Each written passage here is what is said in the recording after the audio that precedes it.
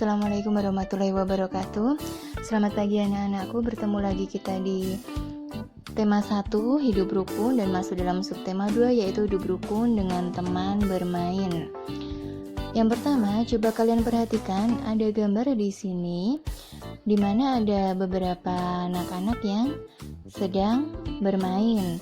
Ada yang bermain layang-layang, ada yang bermain ayunan, ada kelereng. Nah, di sini Udin mempunyai banyak teman, ada Edo, Lani, Made, dan banyak lagi. Udin sering bermain bersama teman-temannya. Mereka bermain setelah pulang sekolah atau pada hari libur. Udin dan teman-teman bermain dengan rukun. Nah, jadi di gambar itu diceritakan Udin sedang bermain bersama banyak teman-temannya waktu liburan atau pulang sekolah. Nah, di sini ada pertanyaan, apakah teman-teman Udin bermain dengan rukun? Beri tanda centang untuk gambar yang menunjukkan sikap rukun. Coba kalian perhatikan yang gambar pertama itu baru bermain kelereng. Nah, di situ terlihat bermainnya menunjukkan sikap yang rukun atau tidak. Nah, karena tidak ada yang bertengkar jadi itu rukun. Nah, maka kita beri tanda centang di situ karena menunjukkan sikap yang rukun. Kemudian yang kedua, ada Udin dan teman-temannya bermain sepak bola, tapi ada yang bertengkar di sini. Berarti tidak menunjukkan sikap yang rukun, maka tidak dicentang. Kemudian gambar selanjutnya di situ ada bermain ayunan berdua. Nah, terlihat rukun atau tidakkah di situ? Terlihat rukun, maka kita kasih tanda karena mereka bermain berdua, bermain ayunan dengan rukun. Kemudian gambar selanjutnya di situ mereka berebut ayunan, jadi tidak ada yang mau mengalah, berarti tidak hidup rukun. Kemudian ada lagi bermain, nah tapi ada yang terjatuh dan ditertawakan, maka di situ tidak menunjukkan sikap yang rukun. Kemudian bacalah percakapan di bawah ini dengan nyaring. Udin berkata, "Do, ayo kita bermain kelereng di lapangan." Edo mengajak gini, "Ayo Din, kita ajak teman yang lain." Udin berkata, "Boleh saja Do, semakin banyak teman akan lebih menyenangkan." Edo berkata, "Tapi Din, aku tidak bisa membawa sepedaku ke lapangan. Ban sepedaku bocor." Udin menjawab, "Tidak apa-apa Do, ayo aku bonceng naik sepedaku." Udin dan Edo mengajak semua teman bermain. Supaya apa? Supaya rame, banyak temannya. Mereka tidak memilih-milih teman.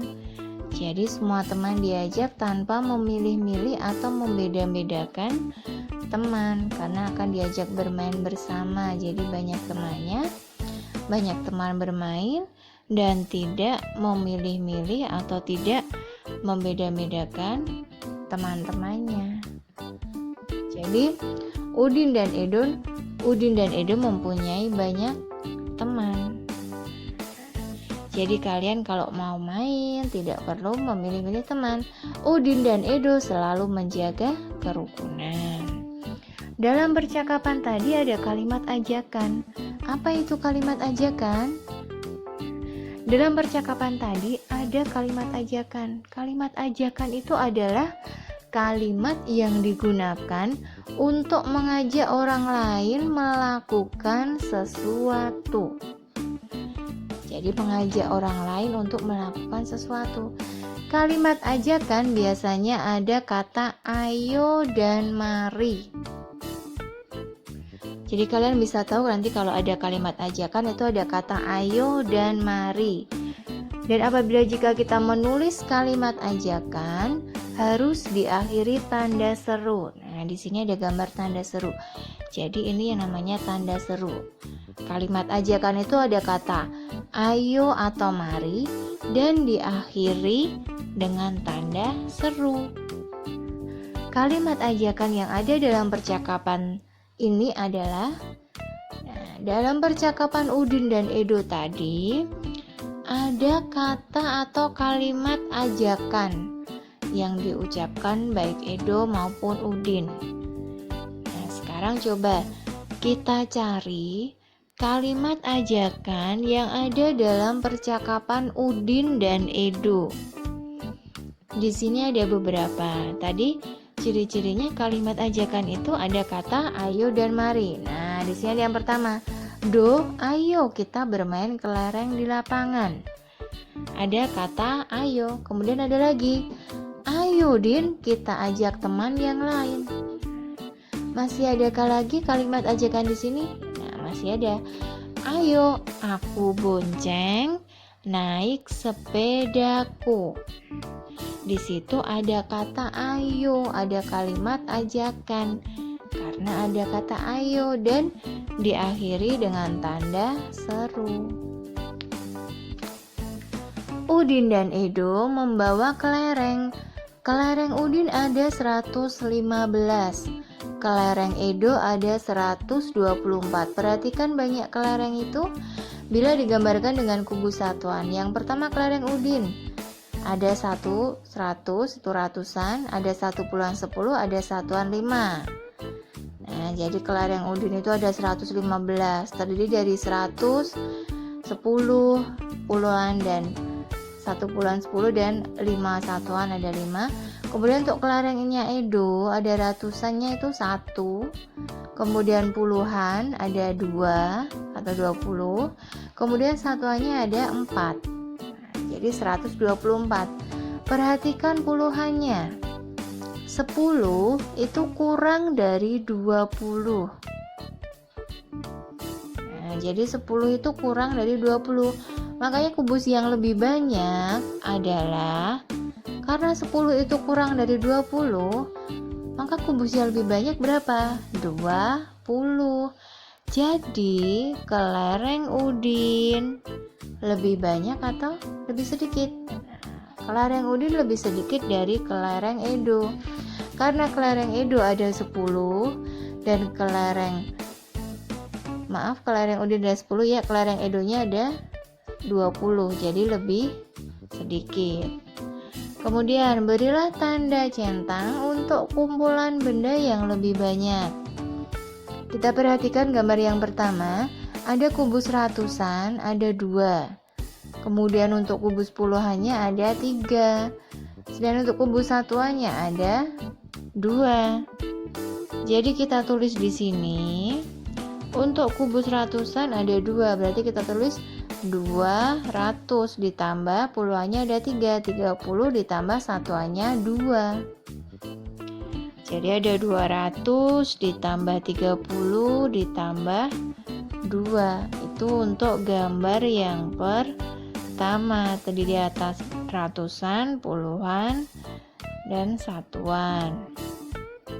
Kemudian yang kedua ada 100, puluhannya 4, satuannya 6. Jadi 100 ditambah 40, kemudian ditambah 6 untuk kubus yang kedua.